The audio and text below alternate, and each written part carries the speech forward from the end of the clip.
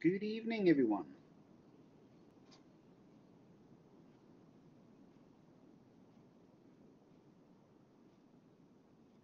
How is everyone doing this evening?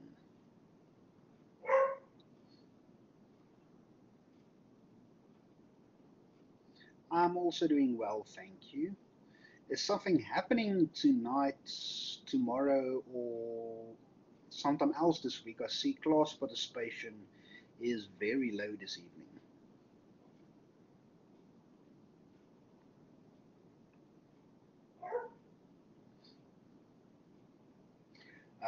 Okay, engineering test week. So, assume they. Okay, so when are you guys writing physics?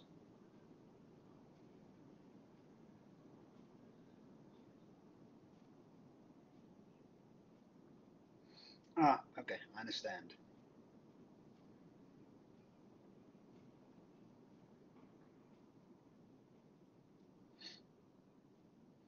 And as far as I understand, the computer science guys are also writing a test somewhere.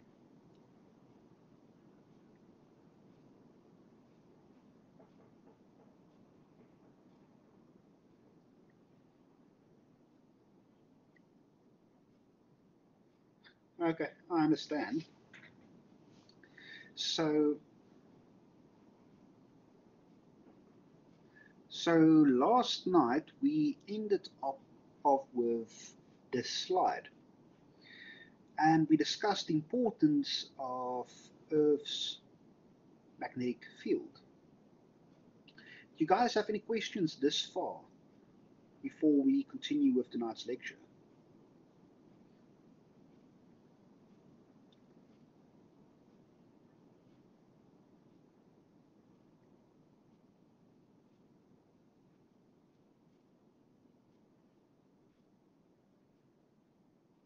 Okay. So now that we know what is the basic. Okay, so I can.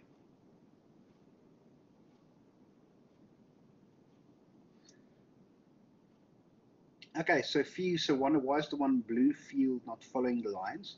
This is just a representation of the magnetic field, so this is not drawn to scale, not drawn to accuracy. That answers your question. So sunspots, we are going to discuss deeply in the second half of this lecture. We're going to do tonight, and also solar flares. But sunspots are basically areas on the surface of the sun that is cooler than the rest of the surface. And solar flares are coronal discharges that follows magnetic field lines of the sun.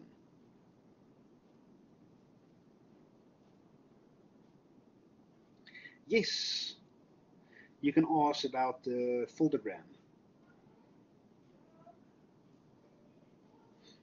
So yes, a foldogram is basically a folded photo, and it uses filters so that we can basically determine which area of the sun we want to look at. If you, do we want to look at the surface, do we want to look at the photosphere, do we want to look at the chromosphere, do we want to look at the corona?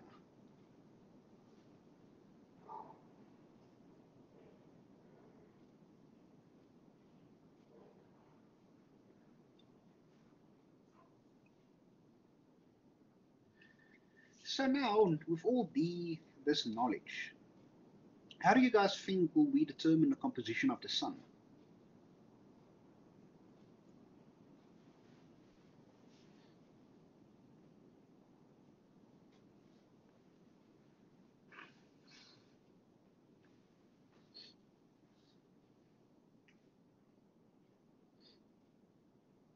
Not guessing, but yes, we can use emission spectrum. What else?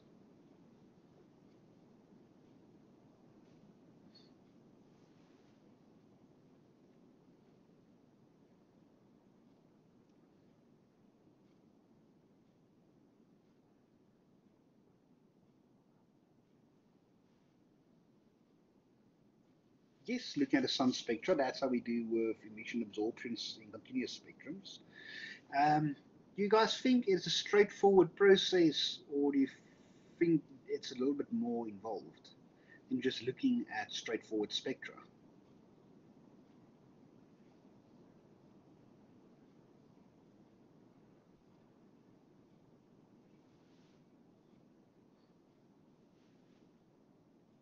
Yes, it is a bit more involved. So, it seems as though it should be easy to learn the composition of the Sun just by studying its spectrum. But this is actually a difficult problem that wasn't well understood until the 1920s. The solution of that problem is the story of an important American astronomer who waited decades to get proper credit for her work. In a 1925 PhD thesis work, Cecilia Payne invented modern methods of interpreting spectra of the Sun and stars. For example, sodium lines are observed in the Sun's spectrum, so you can be sure that the Sun's atmosphere contains some sodium atoms. Payne came up with a mathematical procedure to determine just how many sodium atoms there are. She also proved that if spectral lines of a certain element are not detected in the Sun's spectrum, that element might still be present, but a gas is too hot or too cool or the wrong density for that type of atom to have electrons in the right energy levels to produce visible lines. Payne's first calculation showed that over 90% of the atoms in the Sun must be hydrogen, and most of the rest are helium in contrast. Atoms like calcium, sodium, and iron that have strong lines in the Sun's spectrum are actually not very abundant. So in this table, see in the slides is a bit blurry, shows the element, its atomic number, fraction of number of atoms, and the mass of it in the Sun.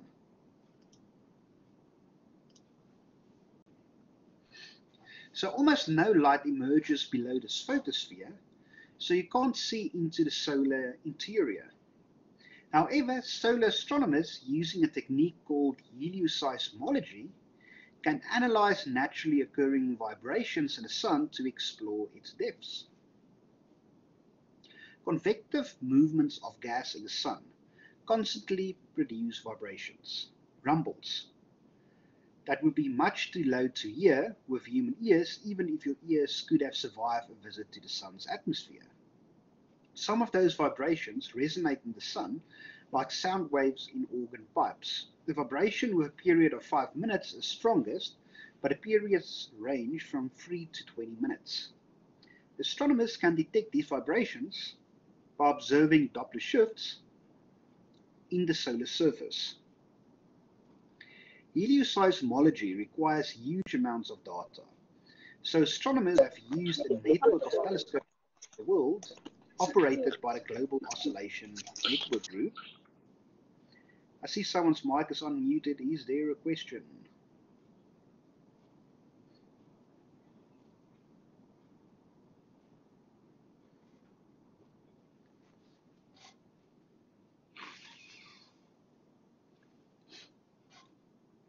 So helioseismology requires huge amounts of data, so astronomers have used a network of telescopes around the world operated by the Global Oscillation Network Group. The network can observe the Sun continuously for weeks at a time as Earth rotates. In other words, the Sun never sets on gong. Helioseismology has allowed astronomers to map the temperature, density, and rate of rotation in the interior of the Sun, as well as to find the positions and speeds of great currents of gas flowing below the photosphere. That information confirms a model developed to understand the cycle of sunspots and solar activity. So here we can see helioseismology. The Sun can vibrate in millions of different patterns or modes, each mode corresponding to different wavelength vibration, penetrating to a different level. By measuring Doppler shifts as the surface moves gently up and down, astronomers can map the inside of the Sun. So here we can see a short wavelength wave does not penetrate far into the Sun, so the green one.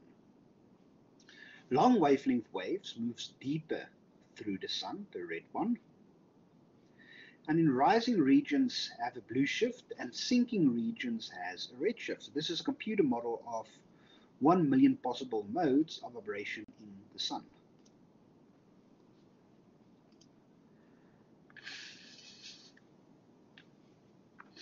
What do you guys think this is?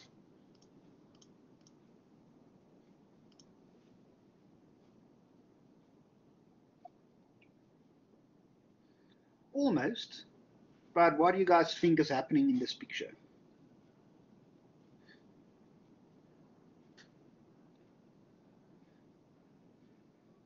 Yes, we're projecting the sun. And why do we want to do this?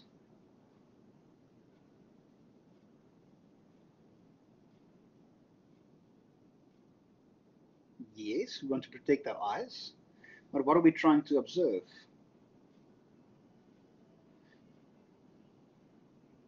Yes, this is one way how we can observe sunspots. So right over here, we have a normal telescope. This is our normal eyepiece. This is just extravagant fitted to this eyepiece to make it easier. But basically, you take a piece of paper, you hold it a bit away from the eyepiece, you let us point the sun to the telescope, the sunlight goes through the telescope, it gets projected on a piece of paper, and then when there's sunspots, we will be able to see sunspots in a projection on the paper.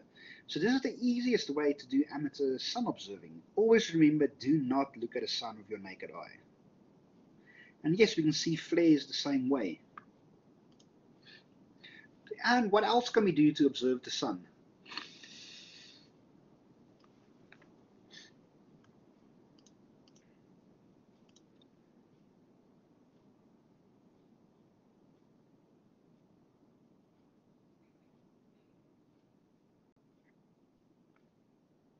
Any ideas?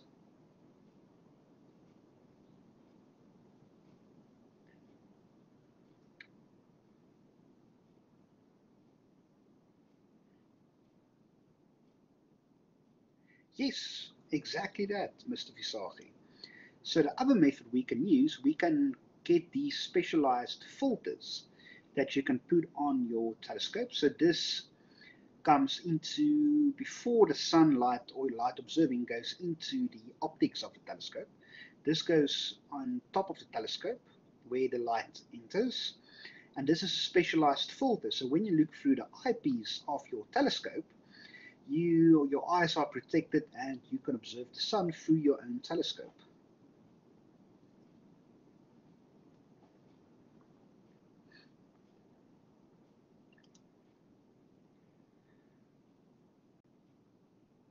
Do you guys have any questions so far?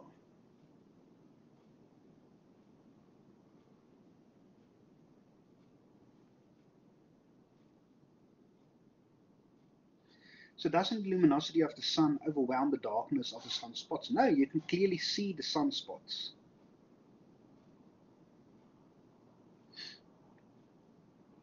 So in this image, I'm not quite sure what type of filter it is, but if you Google sun filters, there will be quite a few on the market we can use.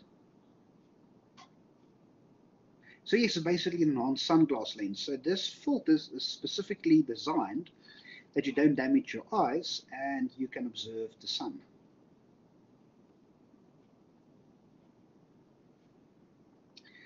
I'm not quite sure the price. The last time I looked at this, they cost a couple of £1,000.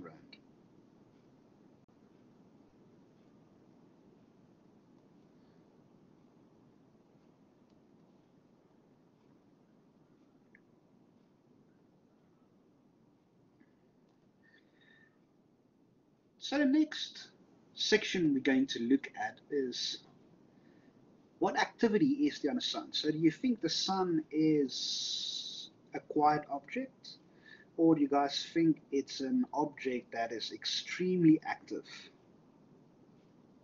And if you say active, in what sense do you say it's active, or do you say the sun is a quiet object?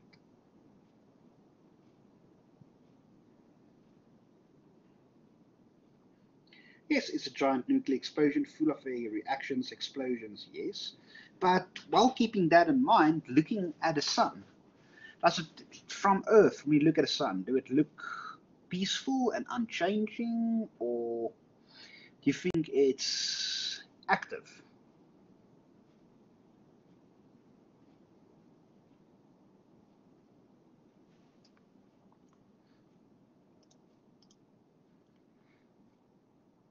So from Earth, you're right, it looks unchanging, but the sun is not quiet. It has slowly changing storms larger than Earth that we see as sunspots and unmanageable vast eruptions. In the early 17th century, Galileo observed the sun with a thick dark filter over his telescope and saw spots on its surface. Day by day, he saw the spots moving across the sun's disk and rightly concluded the sun is a rotating sphere. If he repeated Galileo's observations, he would probably also detect sunspots. So here we can see the sun observed from 2002 all the way to 2010. And on the left image is the ultraviolet image of the sun. And on the right is the normal image. And here we can see the sunspots. So going through this, we can see year by year. So in 22, it was active, but not that much. 23, more sunspots. 2004, less sunspots. 2005, only a lot of large sunspots. 2006, fewer. 2007, only one. 2008, you can see it's less turbulent. 2009, less turbulent. 2010, less turbulent. In 2003, is that Mercury? No, this is just sunspots. 2005, no, that's sunspots.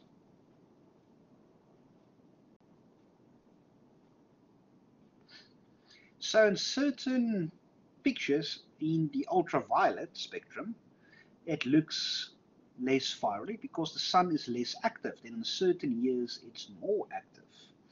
So in 2005, that is one giant sunspot.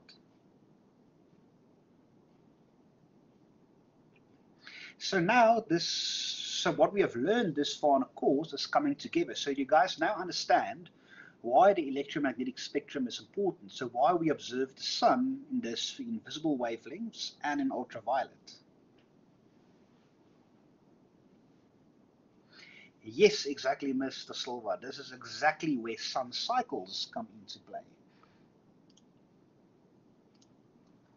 So are you guys familiar with sun cycles?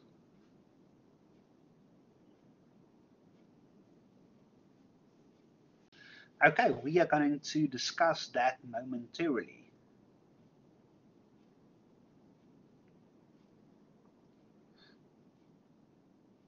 But coming back to the previous point, so do you guys understand now why we look at the entire electromagnetic spectrum, why we can't only depend on visible light coming from objects, and why we need to look at different parts of the electromagnetic spectrum to observe an object by this comparison of the sun images?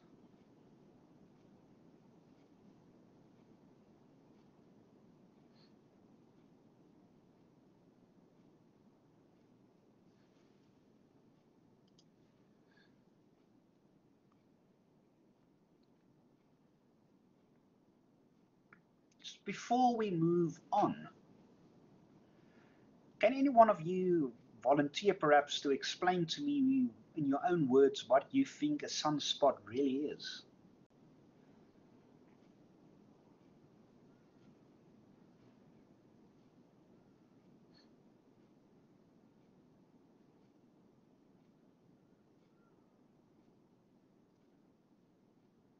Yes, it's a spot called the rest of the surface, but do you know what process causes it to be colder than the rest of the surface?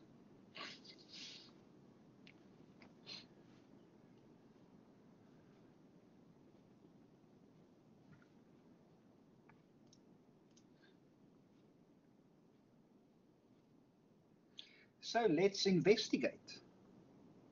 yes, it has basically to do with magnetic fields, but as you will see now, the dark sunspots that you see of visible wavelengths only hint at a complex process that go on in the sun's atmosphere. To explore those processes, you need to analyze images and spectra at a wide range of wavelengths. So number one, sunspots are cool spots on the sun's photosphere, usually appearing in groups that form and disappear over a time scale of weeks and months. Secondly, sunspot numbers follow an 11-year cycle, becoming more numerous, reaching a maximum, and then becoming much less numerous. The Monde butterfly diagram shows how the location of sunspots also change during a cycle. We're going to look at a diagram momentarily. Thirdly, the Zeeman effect gives astronomers a way to measure the strength of magnetic fields on the sun and provide evidence that sunspots contain and are caused by locally strong magnetic fields.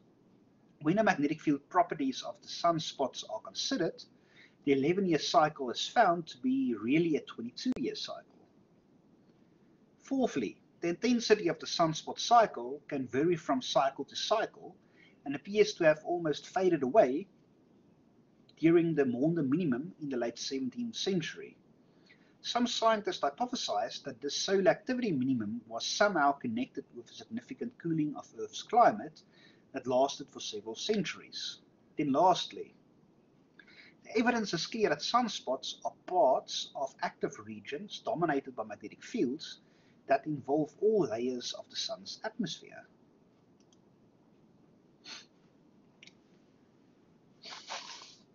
So here's, as described, is one way to observe sunspots. If you have a telescope, where you can just take a piece of paper, point a telescope to the sun without looking through it, and then we can see the sun here. So in this image, we will see sunspots, and while we observe this through a number of weeks and months, we will see it disappearing.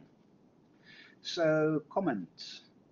So climate change isn't necessarily our fault. Yes, climate change is our fault, but there's a naturally occurring climate change that happens over the century that is small in comparison to what we as humans has done to Earth.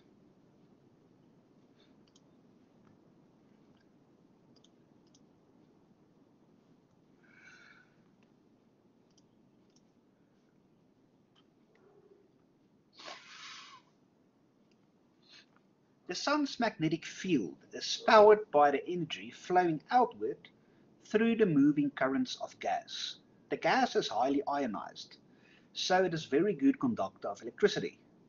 When that electrically conducted gas rotates and is stirred by convection, some of the energy of rotation and also energy flowing outward by convection can be converted into a magnetic field.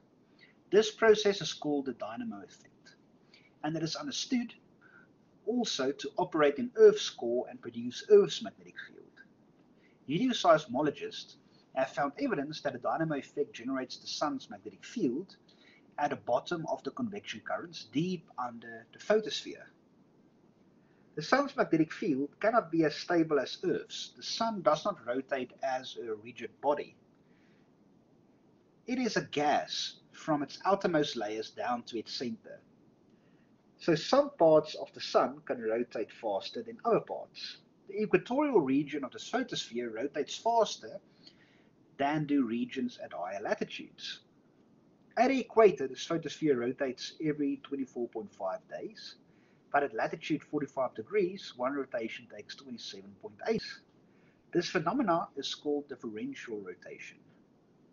Helioseismology maps of the rotation of the sun's interior reveal that the gas of different levels also rotate with different periods. Another type of differential rotation. So both types of differential rotation seem to be involved in the sun's magnetic cycle. So in this image A on the right hand side, in general the photosphere of the sun rotates faster at the equator than at higher latitudes. That is the same for here on Earth. If you started 5 sunspots in a row, they would not stay lined up as the sun rotates. Then B. Detailed analysis of the sun's rotation from helioseismology reveals regions of slow rotation blue and reveals regions of rapid rotation in red. Such study shows that the interior of the sun rotates differentially and that currents similar to the trade winds on Earth's atmosphere flow through the sun.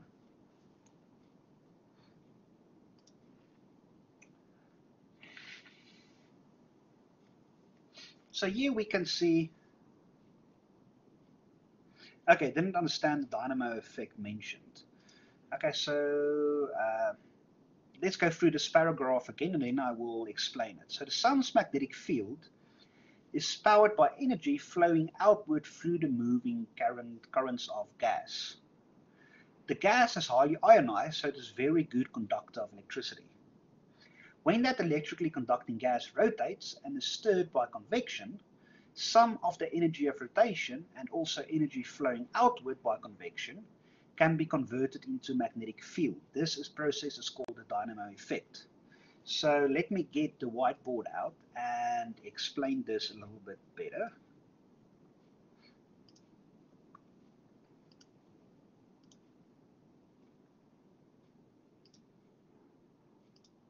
So how this basically works is, so let me explain it this way.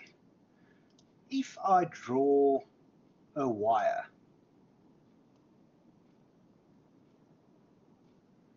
this is just a normal conducting wire, and we put an electric current through the wire,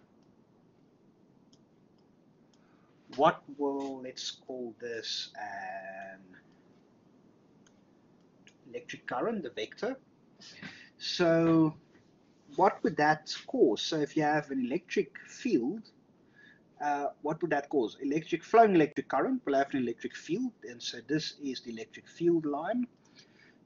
We can call this the electric current. Let's call this I. So what will that in turn cause? Yes, that will cause a magnetic field. So in this image, we will have a magnetic field be generated this way. So now if we draw this, we will have an electric field going this way. So this would be our, let's say, x-axis. This is our y-axis. And we have this one. So this way, this will be our z-axis. So in the same plane, we will now have 9 degrees apart. We will have our magnetic field going that way. So are you guys all following this?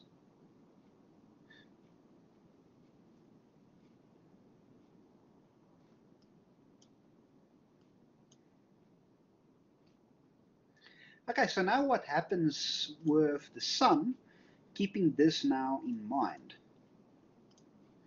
I'm going to try and explain this as to the best of my knowledge. So here we have the sun. But in the sun, we have different currents of gas, and the gas is ionized. So what convection does is, convection means you will have hot gas going up. It's called this H for hot. And we will have cold gas, we call, say, this C, going down. And then it will heat up again. So this cold gas will sink deeper, it will heat up again, it will rise to the top, it will cool down again, and it will move down to the bottom. This process is called convection. But now we have currents of ionized gas, and we know this ionized gas is highly conductive. So let's get a different color. So now we have a conducting gas rising up.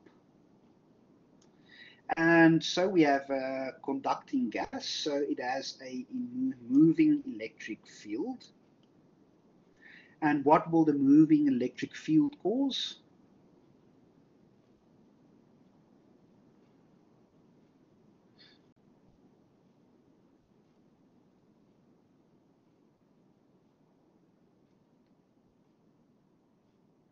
Yes, exactly that. So when you have a moving electric field, that means we will have a electric field following the curve, following this, but 90 degree to a 90-degree angle, for example. So we call this B our magnetic field. So, and this is called the dynamo effect.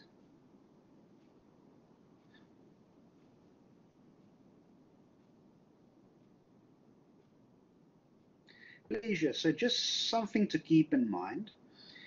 The important aspects of this is you need a moving field. So you need a moving electric field. So if you're moving electric field, you have a moving magnetic field. If you have a magnetic field, then you will also have an electric field. You can't have the one without the other. And the key concept is moving. Because we have a current moving through the wire, meaning the electric field is following the current, and that forms a moving magnetic field. Again, and same thing in the sun with the convection currents. We have a moving electric field, therefore a moving magnetic field. Also keep in mind, you will learn this in your electromagnetic courses. Before I continue that, have you guys learned about vectors?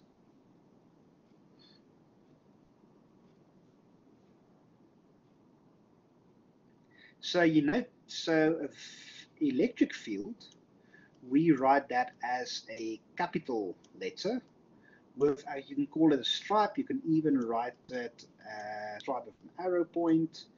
Same notation, I prefer using a stripe. So we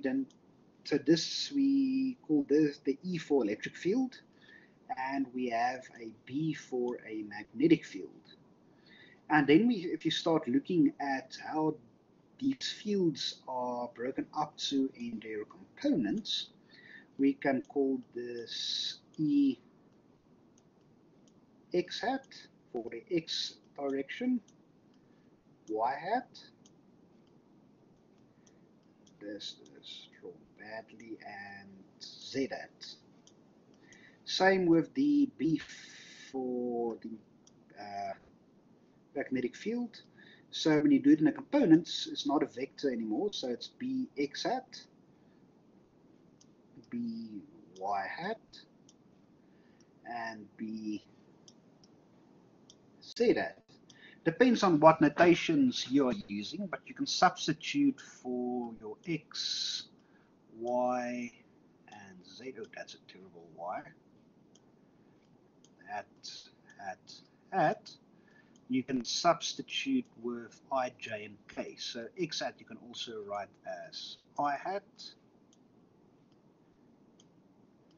This is terrible writing. J hat and k hat. So that's just something interesting about the notation.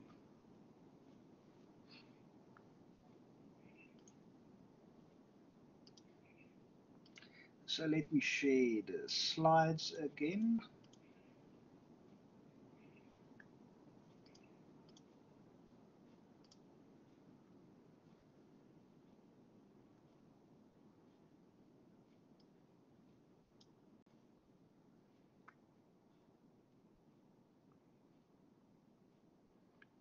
I can get to the correct slide.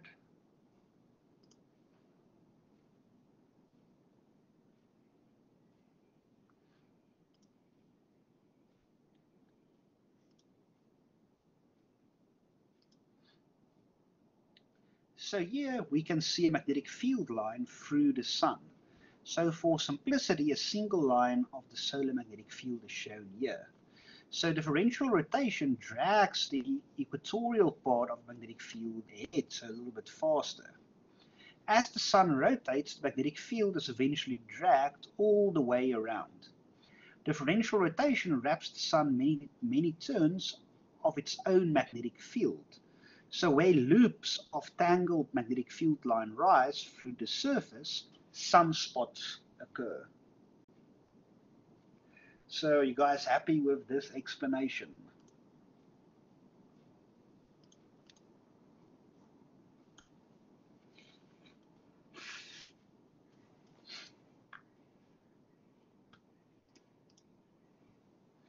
Although the magnetic cycle is not fully understood, the Babcock model explains the magnetic cycle as the repeated tangling and untangling of the solar magnetic field. Sunspots do tend to occur in groups or pairs, and the magnetic field around a pair resembles that around a bar magnet, with one end being magnetic north and the other end being magnetic south. That is just what you would expect if a magnetic tube emerged from the sun's surface through one sunspot in a pair and re-entered through the other. At any one time, sunspot pairs south of the sun's equator have reverse polarity, so that means orientation of the magnetic poles compared with those of north of the sun's equator. So what this means is, in sunspot groups, here simplified into pairs of major spots, the leading spot and the trailing spot has opposite magnetic polarity. Spot pairs in the southern hemisphere has reversed polarity from those in the northern hemisphere. So here we will have the south and the north. Here we will have them rotated south and north. So leading sunspot is magnetic north, leading sunspot is magnetic south. So here we'll have north-south, so over there we'll have south-north. Everyone's still following?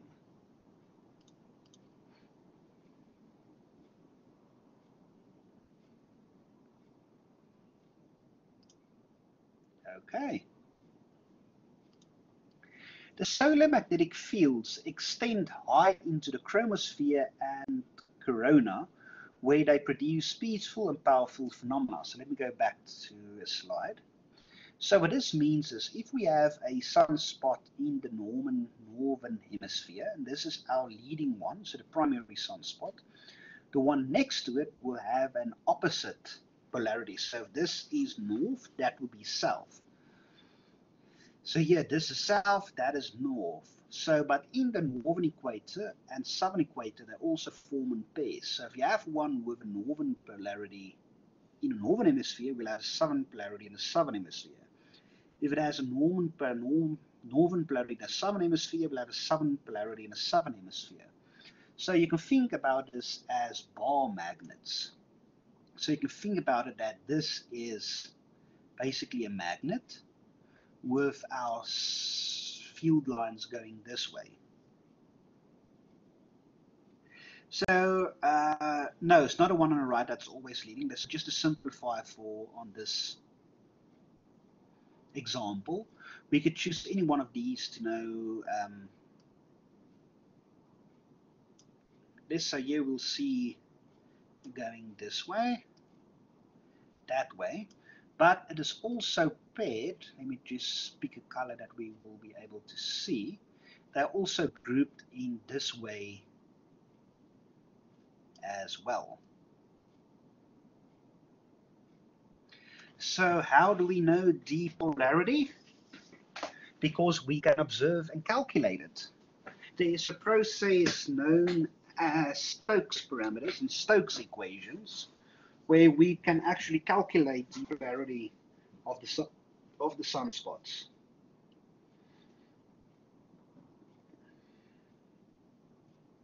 Is this more clear, this explanation?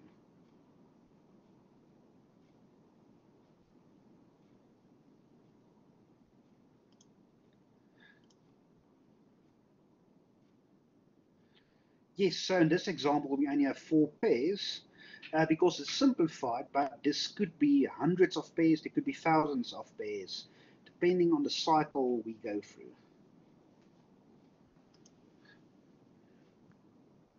The solar magnetic field extends high into the chromosphere and corona, where they produce beautiful and powerful phenomena. All solar activity is magnetic. The arch shapes of prominences are produced by magnetic fields, and filaments are prominences seen from above. Tremendous energy can be stored in arches of magnetic fields, and when two arches encounter each other, a reconnection event can release powerful eruptions called flares. Although these eruptions occur far from Earth, they can affect us in dramatic ways, and coronal mass ejections, as CMEs, can trigger communication blackouts and aurorae. In free and some regions of the solar surface, the magnetic fields does not loop back. High energy gas from these coronal holes flows outward and produces much of the solar wind.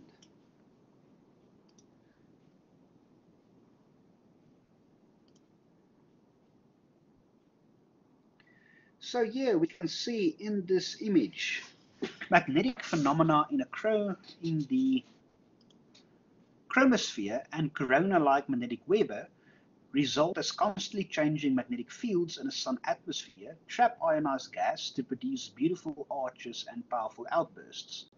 Some of this solar activity can affect Earth's magnetic field and atmosphere. This ultraviolet image of the solar surface was made by the NASA TRACE spacecraft.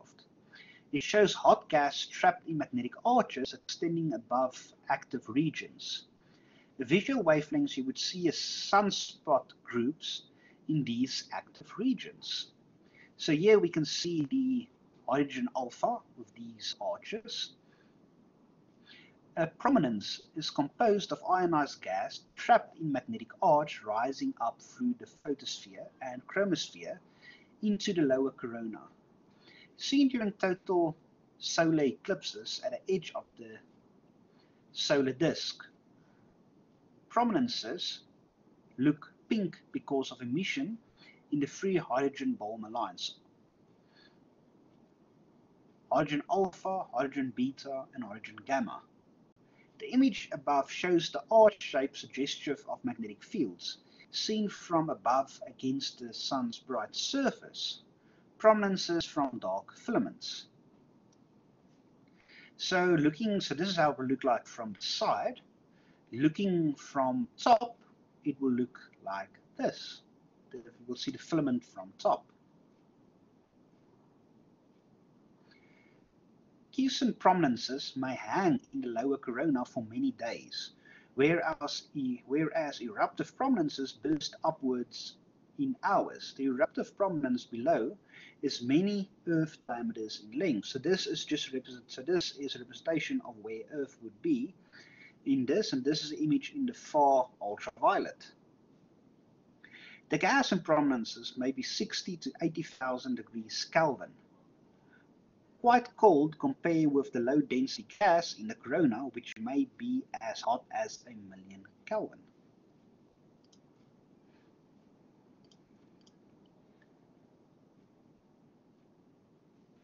Solar flares rise to maximum in minutes and decay in hours.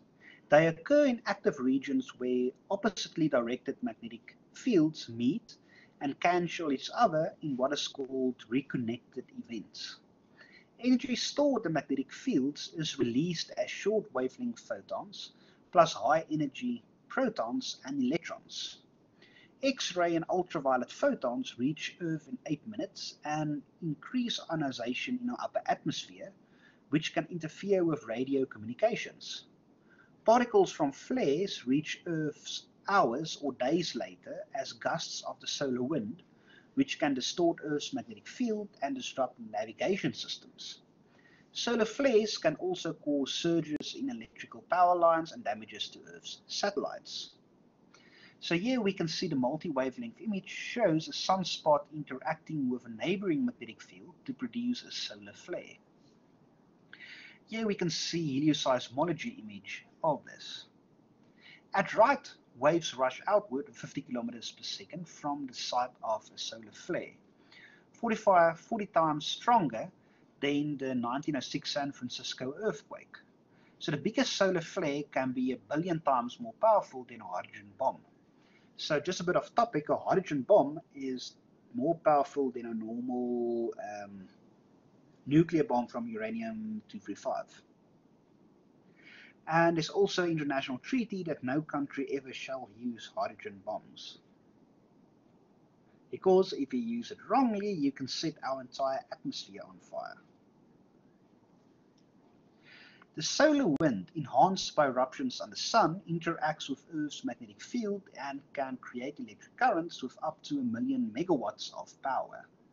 Those currents flowing down into a ring around Earth's magnetic poles excite atoms in Earth's atmosphere to emit photons, as shown below. The emissions results in glowing clouds and contains aurorae. So aurorae occur about 130 kilometers above Earth's surface. And then in image 2C, reconnection events can release enough energy to blow large amounts of ionized gas outwards from the corona in coronal mass ejections. If a coronal mass ejection strikes Earth, it can produce especially violent disturbances in Earth's magnetic field. Much of the solar wind comes from coronal holes, where the magnetic field does not loop back into the sun. These open magnetic fields allow ionized gas in the corona to flow away as the solar wind. The dark area on the X-ray image at the right is a coronal hole. Everybody still following?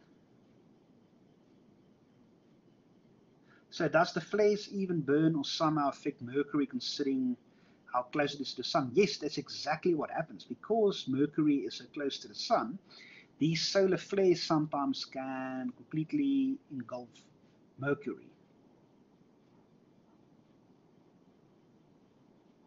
That's also why, one of the reasons, Mercury has no atmosphere and Mercury also has no magnetic field.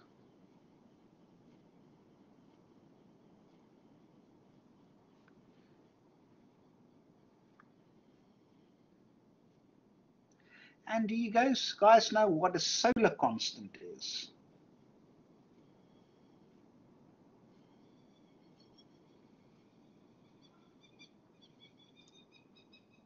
Okay, so even a small change in the sun's energy output could produce dramatic changes in Earth's climate. But humanity knows very little about the variations of the sun energy output. The energy production of the sun can be monitored by adding up all the energy falling on 1 square meter on Earth's surface during 1 second. The result, which is called the solar constant, amounts to 1,370 joules per square meter per second. So, if you do little calculations, so the solar energy is 1,397 watt per square meter. Can the solar flares erode Earth's atmosphere over time? Yes, it can, but luckily we have processes on Earth that rebuilds the atmosphere. Yes, it's unaffected by clouds.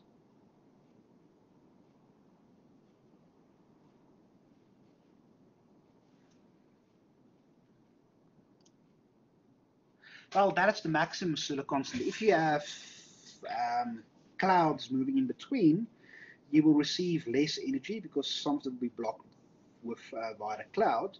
But on best conditions, we will be able to receive this power, and that is why it's called the solar constant.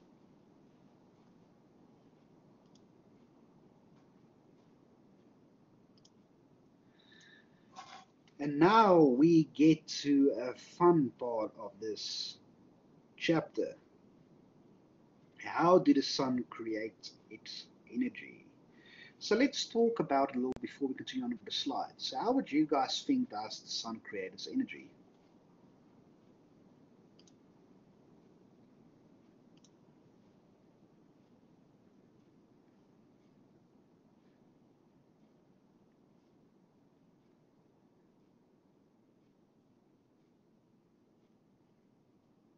Yes, nuclear fusion. That's exactly it. But how does nuclear fusion work?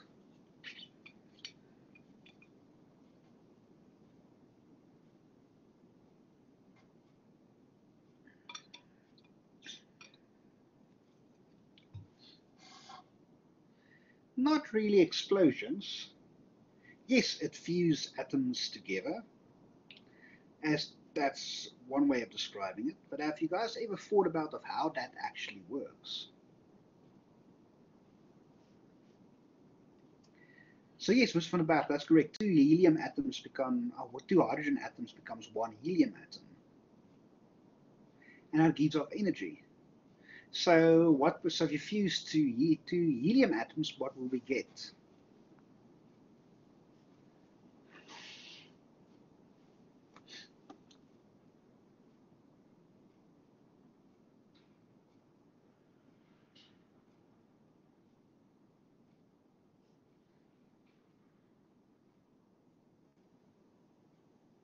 If you fuse two helium atoms, you get two carbon atoms. So you will always get the next element on the periodic table.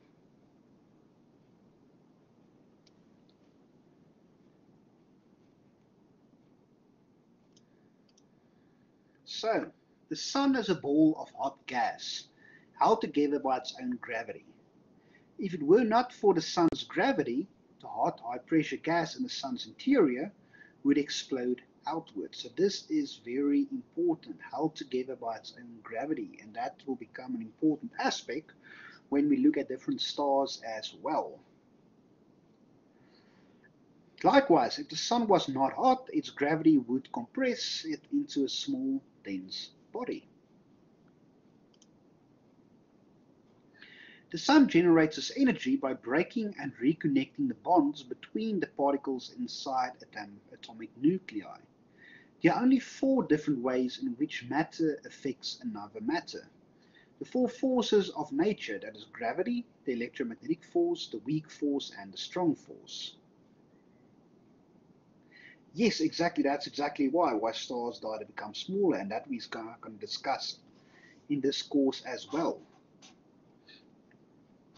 There are 2 ways to generate energy from atomic nuclei. Nuclear power plants on Earth use nuclear fission reactions that split uranium nuclei into less massive fragments. The uranium nucleus contains a total of 235 protons, so that's why you speak about it as uranium-235, and neutrons. And when it decays, it splits into a range of possible fragments, each containing roughly half as many particles. Because the fragments that are produced are more tightly bound than uranium nuclei, binding energy is released during uranium fission. So you guys happy with this explanation?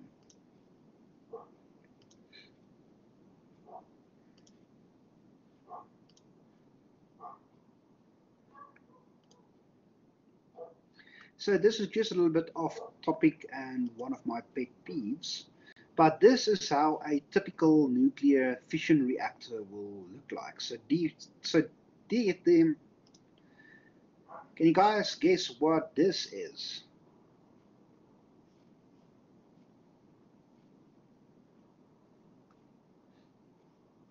No, that's not waste. Yes, that's steam from the cooling towers. So you have your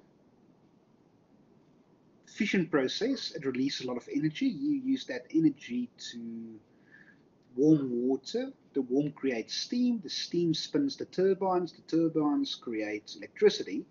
And this is just steam being released from the cooling towers. So this is how one of these reactors would look like. And you guys know the basics of how one of these reactors work.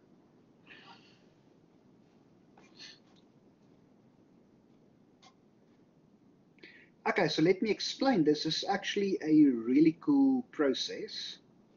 So these here are called rods, and in the reactor there are also rods. So we get 2 types of rods. We get rods that contain uranium-235, and we get rods that contains lead.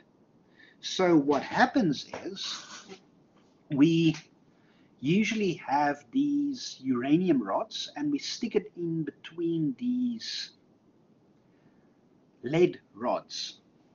So when the uranium rods is completely next to the lead rods, also called control rods, absorb the reaction of released particles that won't cause another atom to split. So then you can stop the reaction. But as soon as you are pulling these rods away from each other, like you can think about it as jaws. So let me get the whiteboard out. I think this is going to be explained a little bit better.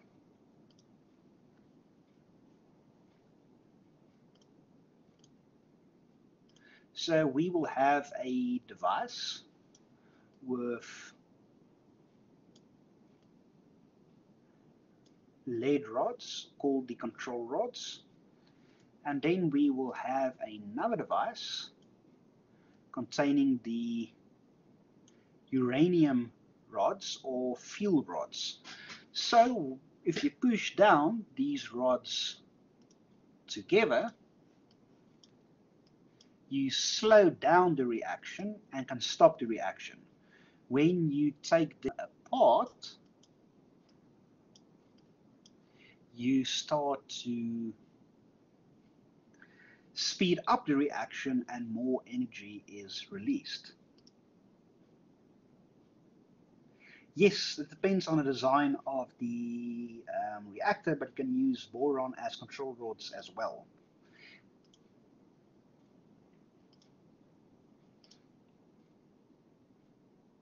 Let me just get back to our slides.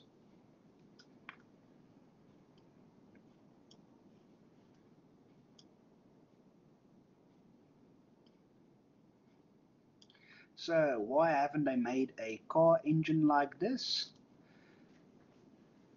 Because of the control system. So you have to control this precisely, because if you have a runaway reaction in the reactor, like it happened at Chernobyl, there's no way you can stop it.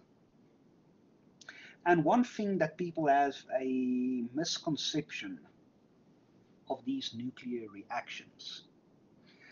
Nuclear power is one of the cleanest forms of power we have, but people has a complete misconception about it. As if people hear nuclear power, they, especially in South Africa, they usually freak out and don't want to go close to it, touch it, don't want to have anything to do with it. And that is completely wrong. Nuclear power is one of the cleanest forms of power and the safest forms of power. And what people, the general public, don't understand and get, so the one in Cape Town is Koeberg, and it's expensive, but it's a lot less expensive than using normal coal power stations. So what people forget is we have the law of material, or the better word for it is the conservation of material, saying that, or the law of matter, that matter cannot be created or destroyed. It can only be transformed from one form to another. So if you put in 2 kilograms of uranium in the reactor, the waste you will get out is 2 kilograms of waste. So that's the nuclear waste. So I'm going to come touch to nuclear waste. So what people don't realize is the waste we get from a nuclear reactor is not that much. If you look at Koeberg, that basically provides power for the entire Western Cape. Koeberg basically uses, if I'm correct, 2.4 kilograms of uranium per year. So that means for a year's worth of power, you put 2.4 kilograms of uranium in. Sorry, I'm wrong about the uranium. 2.4 kilograms uranium is enough power for 20 years. So you put if you put 2.4 kilograms uranium in, you have power for 20 years, and the waste you will get is 2.4 kilograms of waste. And what is the best way to deal with the waste. So remember, when you dig deep into the Earth's mantle, the deeper you go underground, the more radioactive it becomes. So you dig a hole literally in the mantle to where it is extremely radioactive already, and you store the waste there. And that is how people do with, and that is what people do with the waste of nuclear reactors. So, me personally, I've written an article about this as well. I don't know why people freak out about nuclear reactors. You have so little waste. Yes, the waste is dangerous, but we have controlled waste to be taking care of the waste. We get a lot of energy. It is safe. It is clean. So yes, people is afraid probably of nuclear bombs, but this is what is needed. So to solve the energy problem in South Africa, we need a few nuclear power plants. So what happened? Yes, Chernobyl is the worst nuclear disaster. So basically what happened at Chernobyl is so interesting. The reactor's name or facility's name is Chernobyl. The town is called Pripyat. Let me ask, is everybody familiar with Chernobyl?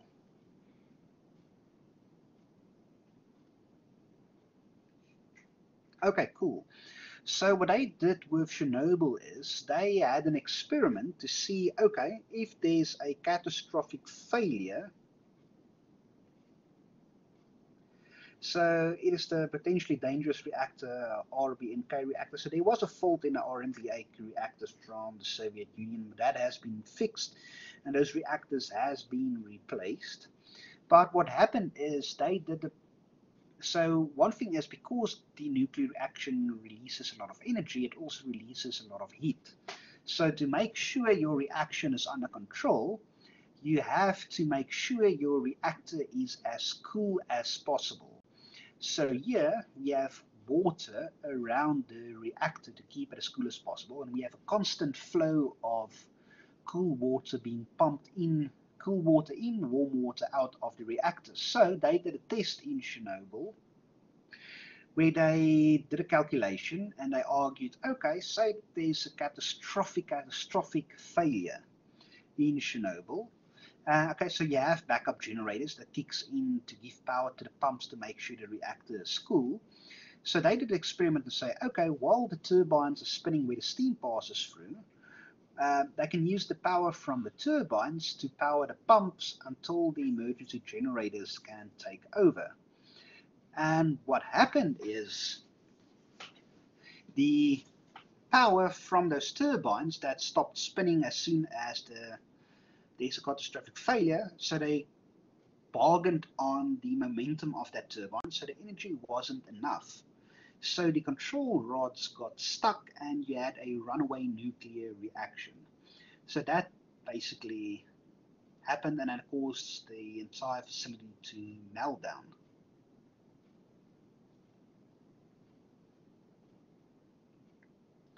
So question, but if everyone was using nuclear energy, would it be possible to dispose of the waste correctly by all people? Yes. So yes, there was a bit of using cheap rods that also was a bit effective. But that's the sweet and short of what happened in Chernobyl. And then you go back to, I think, 2012, 2013 with the Fukushima plant in Japan. What happened there was an earthquake and the cooling system got damaged. But luckily they contained that situation by pumping in seawater into the reactor to keep the reactor as cool as possible. So nuclear is a extremely safe and good option for power. Yes, and Three Mile Island in the US was also a bit of an oops, but we learn from our mistakes. So if there's one thing from tonight's lecture I want you guys to take home, even if you forget about sunspots, filaments, convection currents, is nuclear power is good.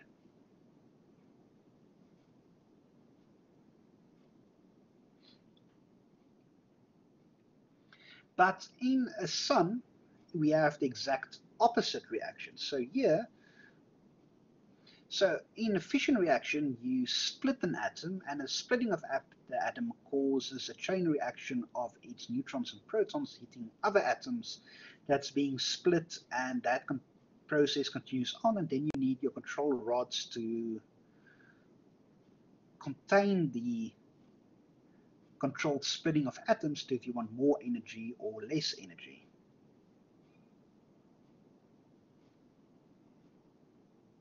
So if they provide so much power for the Western Cape, then why do they still have load shedding? So I don't know if you guys realize, but the entire South African power network, so that means all of the power stations, is connected to one giant network. So it means if, say for example, something stupid, all our power stations in Gauteng goes offline, that they can transfer power from all other provinces to Gauteng and from Gauteng to other provinces. But the problem is, what happens when you reach the maximum capacity of your network? So that's why load shedding is there, to prevent our power network from crashing. But I don't know if you realize that if our power network in South Africa crashes, meaning there's a total blackout across the entire country, it would take between 6 and 8 weeks to restore the power network. So that means we will sit here in South Africa from a time period from 6 to 8 weeks with no power while we start up each power station individually. Yes, that's exactly what happened in Texas. So if you think about it, if a power station goes down, it's not as simple as just you flick the on switch and everything is working again. It takes weeks for a power station to be fully operational again. So if there's a physical blackout, it will take between 6 and 8 weeks to get a system up and running again. So that's why we have load shedding. We have load shedding to try to prevent such a disaster.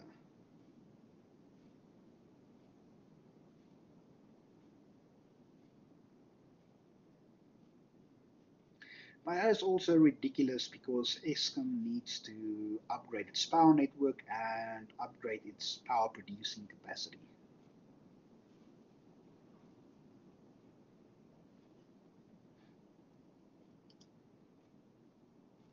So now, in stars don't use nuclear fission.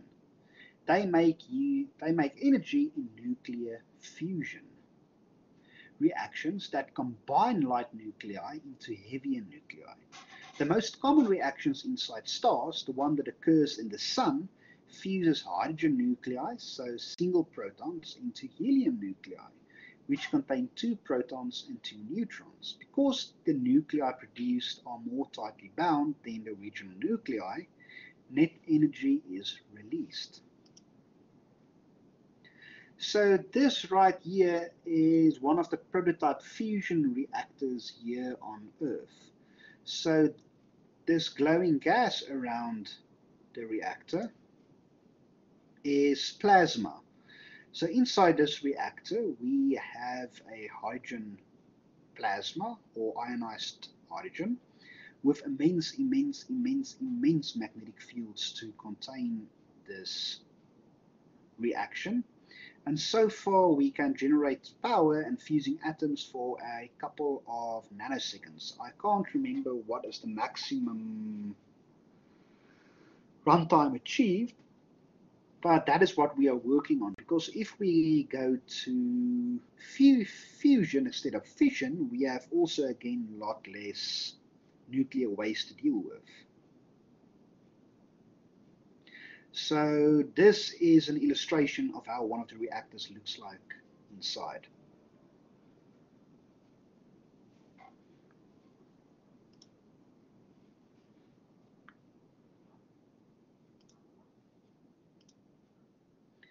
So in this image, we can see how hydrogen fusion works. The orange curve in the graph shows the binding energy per particle. the energy that holds particles inside an atomic nucleus. The horizontal axis shows the atomic mass number of each element, the number of protons and neutrons in its nucleus. Both fission and fusion nucleus reactions move downward in the diagram, so in the arrows, meaning the nucleus produced by a reaction is more tightly bound than the nuclei that went into the reaction. Iron has the most tightly bound nucleus, so no nuclear reactions can begin with iron and release energy. So here we can see with hydrogen fusion, we have hydrogen, we fuse it to form helium. Here we can form lithium, but that's usually the isotopes that form lithium. We can have helium, then nitrogen. Nitrogen is also an isotope, carbon, oxygen, iron. And then from the other way around, when we have fission, we get to this, you have uranium, and you break it down the elements until you get to hydrogen again. So what is the difference between fusion and fission? Fission is the splitting of atoms. Fusion is the fusing of atoms. And yes, fission is also radioactive. So why does fusion release more energy than fission? That's due to the energy state we are going in. So let me get that definition again.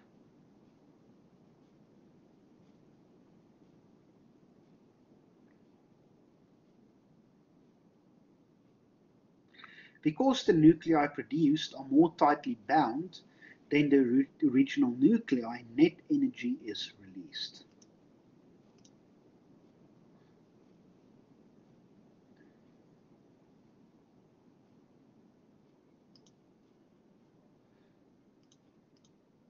So here we have a number reasoning by numbers. Remember this for the test and exam. So when 4 hydrogen nuclei fuse to make 1 helium nucleus, a small amount of matter seems to disappear.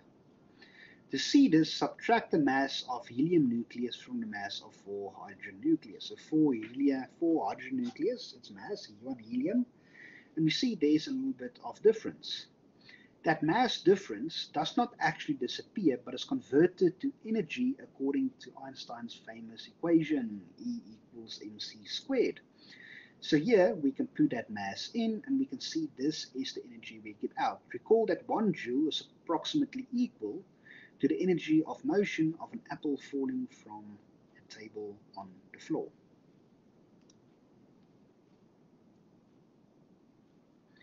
Is everyone still following?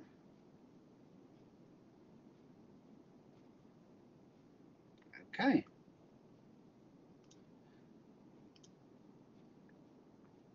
So in this figure we can see the proton-proton chains combine 4 protons to produce 1 helium nucleus. So here we have 2 hydrogen, and we have hydrogen atoms, and it forms helium. Energy is produced by mostly as gamma rays and as positrons, which combine with electrons to convert their mass into more gamma rays. Neutrinos escape without heating the gas. So here we can see the helium can combine as well. So here we can see the gamma rays being released, neutrinos being released, and positrons being released.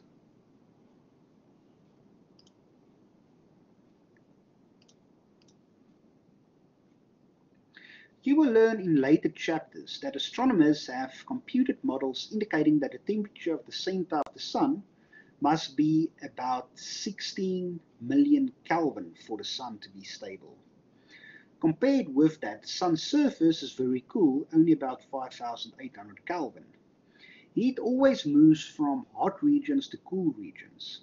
So energy must flow from the Sun's high temperature core outward to the cooler surface where it is radiated into space.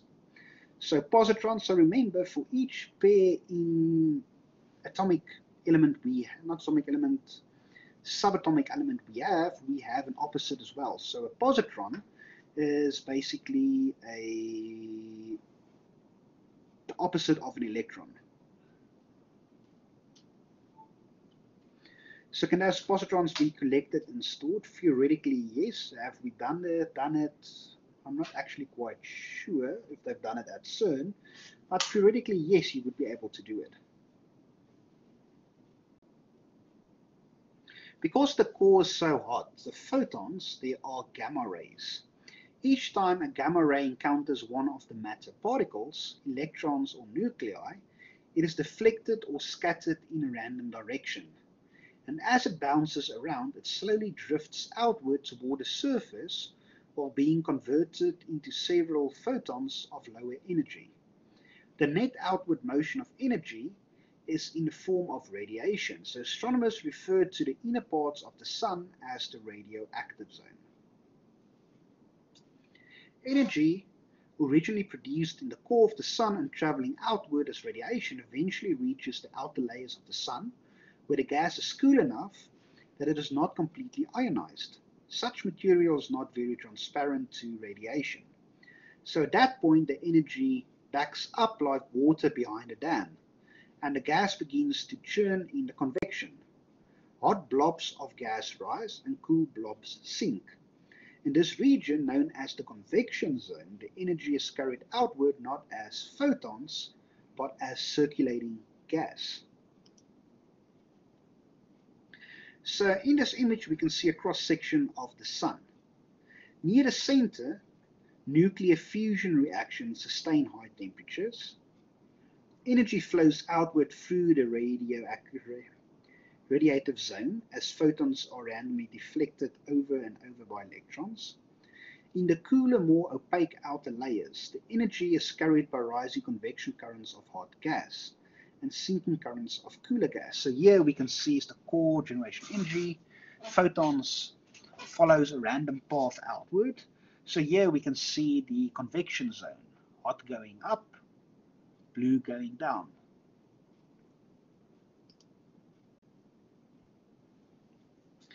Nuclear reactions in the Sun's core produce floods of neutrinos that rush out of the Sun and off into space. 100 trillion solar neutrinos flow through your body every second, but you never feel them because you are almost perfectly transparent to neutrinos. If you could detect these neutrinos, you could probe the Sun's interior. You can't focus neutrinos with a lens or a mirror, and they zip right through detectors used to count other atomic particles. But neutrinos of certain energies can trigger the radioactive decay of certain atoms. That gives astronomers a way to detect neutrinos. In the 1960s, chemist Raymond Davis Jr. devised a way to count neutrinos produced by hydrogen fusion in the Sun. He buried a 100,000-gallon tank of cleaning fluid in the bottom of a South Dakota gold mine where other types of cosmic rays could not reach it, and devised a way to count individual argon atoms that were produced by neutrinos colliding with the chlorine atoms in the tank.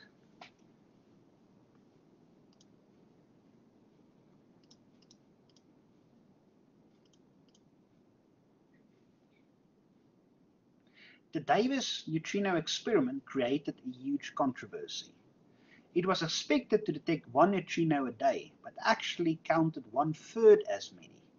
Only one neutrino was captured by that 100,000-gallon tank every 3 days. Where scientists were wrong about nuclear fusion in the Sun? Did they misunderstand how neutrinos behave? Was the detector not working properly?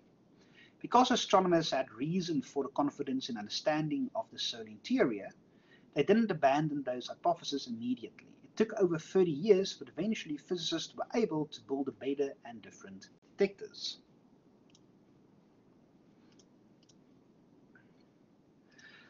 So this image A, the Davis solar neutrino experiment used cleaning fluid and could detect only one of 3 flows of neutrinos. Then image B, the Sudbury Neutrino Observatory is a 12-meter diameter globe containing water-rich deuterium, so heavy hydrogen.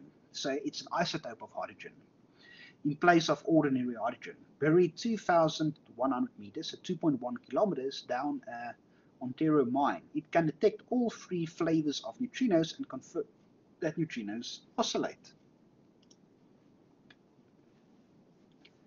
So keeping this nuclear fusion in mind, where do you guys think does iron, gold, silver, copper, nickel, uranium comes from? That's an Earth's crust that we mine every day.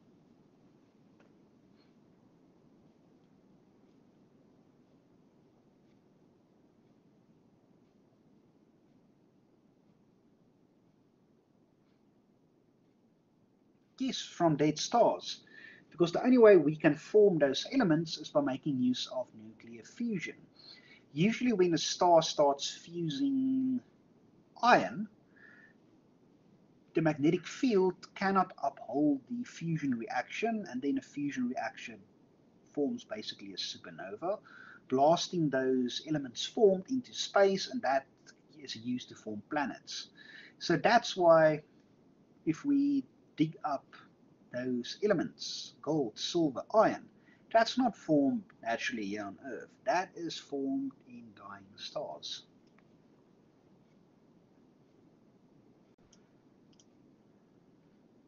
And that, ladies and gentlemen, is this lecture. Do I have any questions?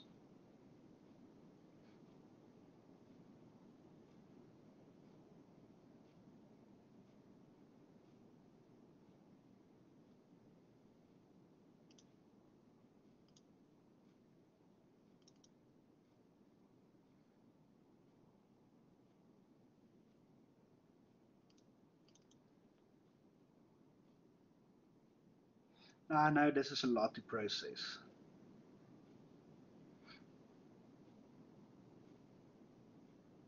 So I'm gonna open this up to you guys, and you guys can make the decision. We can continue start with next week's lecture slides, or we can call it an evening. What would you guys prefer?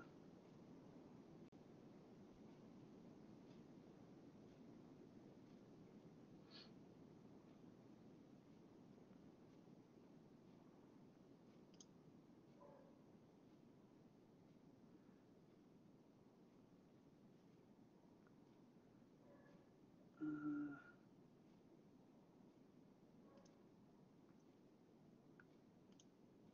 okay, I'm gonna create a poll for you guys.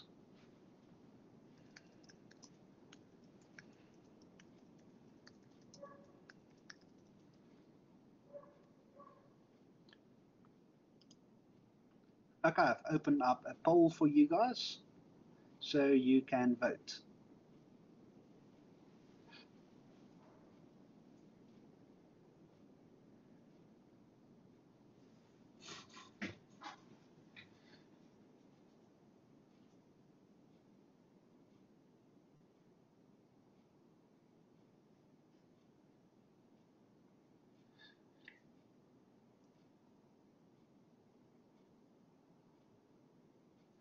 Okay, so 13 people still need to vote.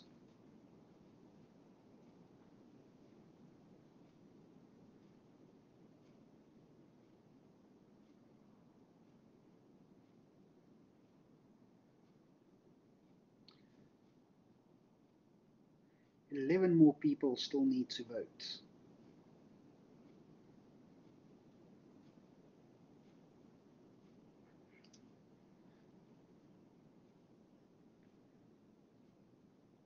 I want to give it another second or two.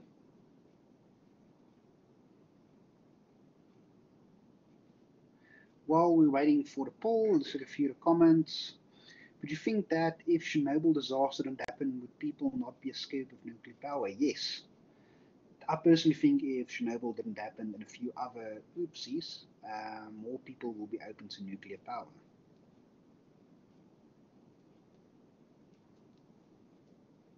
Okay, so it looks like you guys have decided.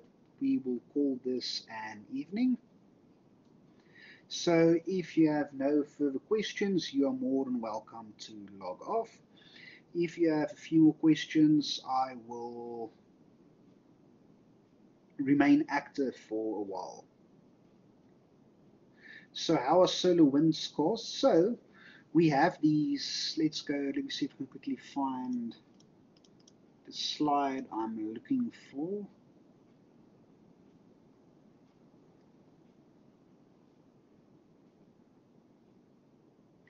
Thank you. Have a great week to you guys, and I will see you next week.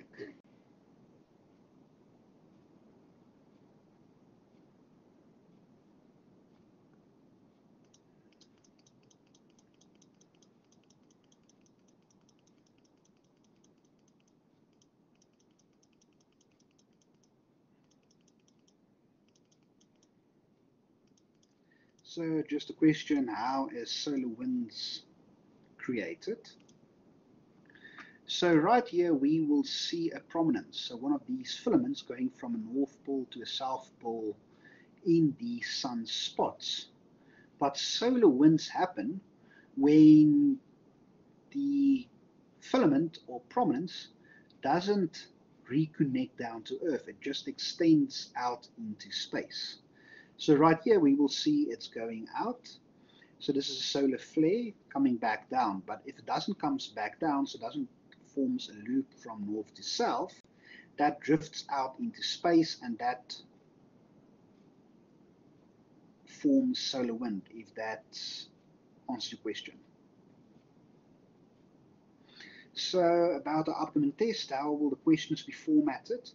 The questions will be formatted as multiple choice questions.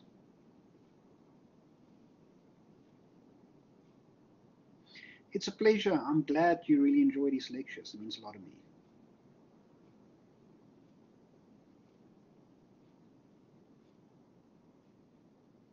Thank you. So all of you have a great evening.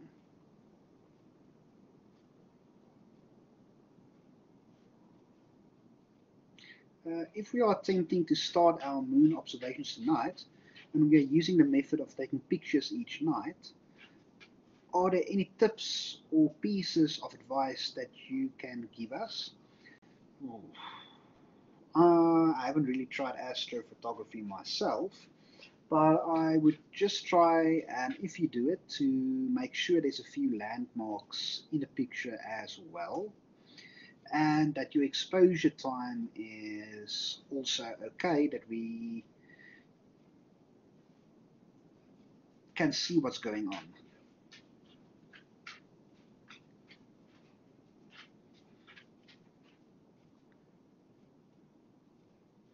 It's a pleasure. So I'm also going to log off, so it seems like there's no more. I'm glad it's your favorite class. It means a lot to me. So good luck with the rest of the week, guys. Good luck with your tests and assignments. I will see you all next week. Have a great evening, everyone.